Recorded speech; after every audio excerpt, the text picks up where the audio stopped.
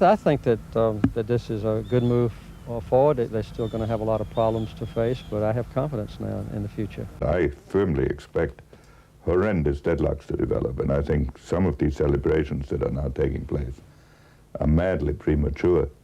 The world is changing, and especially we are opening a new page in the Middle East. So we join our hearts together this morning in a sincere prayer that these first steps toward peace by the Palestinians and the Israelis might be followed by successive achievements. We ask these As things. he has done ever since he left the White House, Jimmy Carter yesterday was leading Sunday school at his local church. No media beyond our camera. The only president to have forged any peace in the Middle East until now shared his thoughts simply with his parishioners.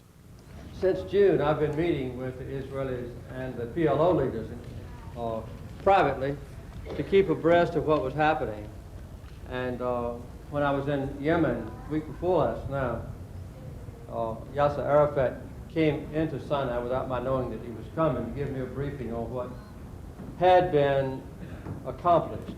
Because our country has not been willing to even talk to or converse or communicate indirectly or directly with the Palestinian leaders, it forced the Israelis and the Palestinians to go to Norway to do their main talks.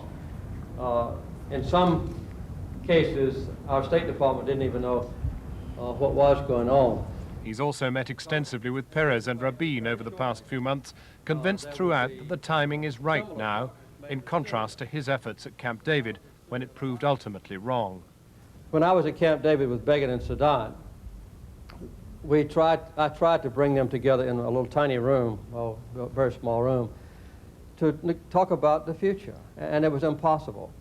So although we were there 13 days, the last 10 days they never saw each other. I had to keep them totally apart. They never even saw each other. And I would go back and forth between them to try to remove that personal animosity. So that kind of feeling is going to still remain. But I think the momentum toward peace is going to be a very powerful factor. As the only American leader ever to spend time with Yasser Arafat, I pressed Mr. Carter afterwards to quantify how far the PLO leader's word could now be trusted. Well, I've met with Yasser Arafat regularly and know him for a fact to be one of the most moderate of the Palestinians and the one who's had to juggle in a very difficult circumstances the wide range of feelings within the Palestinian community.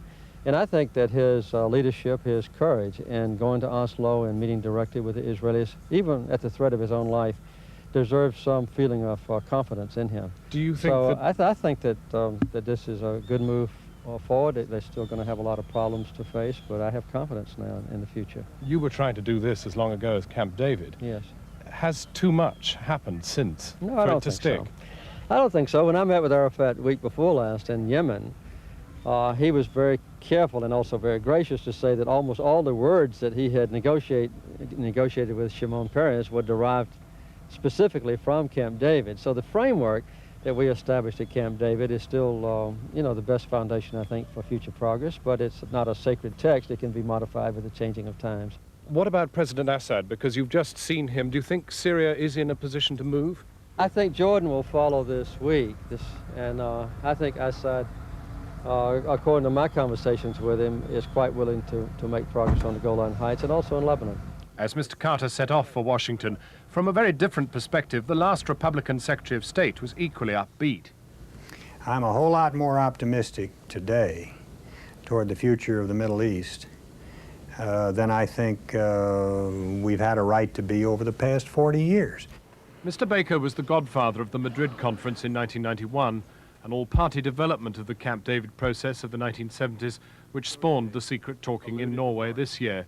His view now of the outcome for the Palestinians? I'll tell you what I honestly believe in my own mind and heart you will end up with. I think you will end up with something that is more than autonomy, but less than statehood with respect to most of the territory. And I think it could conceivably very well be some sort of a confederation with Jordan. I think it took the Gulf War, I think it took 20 years or some period of stalemate and probably the collapse of the Soviet Union to make all of this possible. It wasn't just a negotiating problem.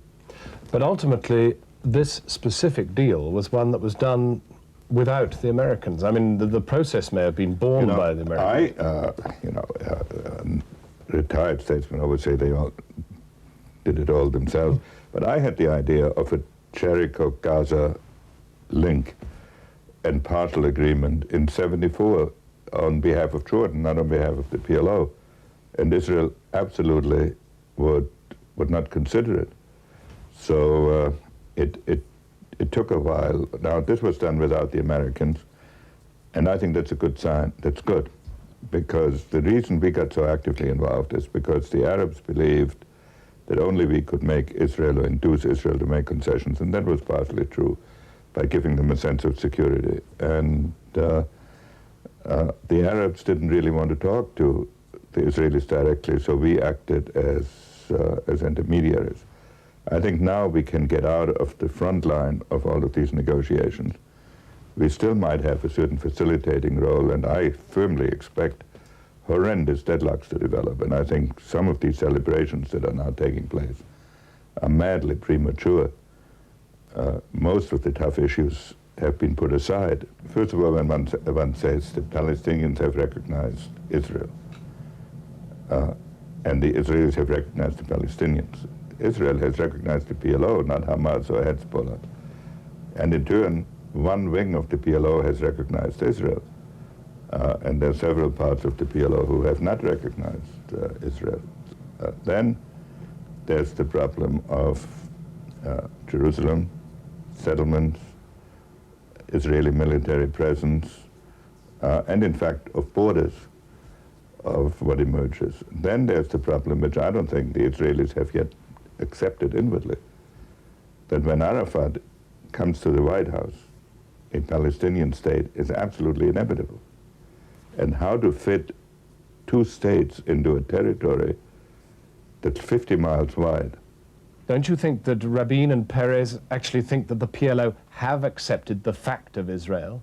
I think Peres is on an emotional bender, and he thinks that the millennium has arrived and that the Palestinians and Israel are going to live together like Belgium and Holland in the modern period. I think Rabin is more cautious, and I hope that Peres is right.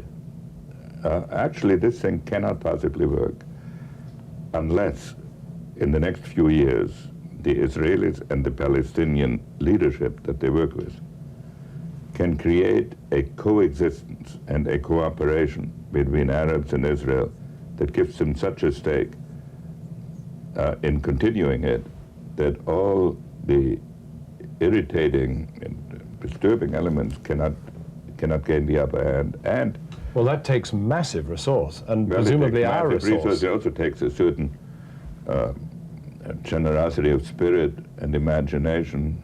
But I don't want to be misunderstood. I favor this agreement. It's a necessary step, and the difficulties arising out of the agreement are better than the difficulties that would arise out of a stalemate. What timetable can we afford? That they've sketched out, or something much quicker? There'll be elections in 9 months, within 9 months.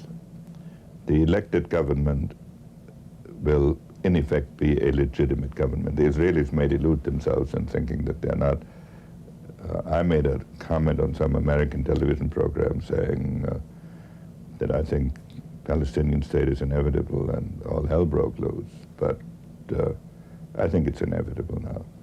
So we will have to deal with that council. Everybody will deal with that council.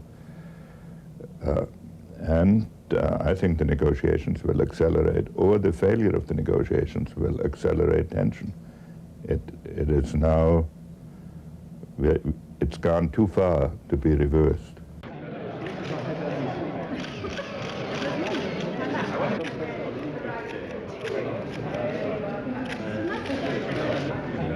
The world is changing, and especially we are opening a new page in the Middle East.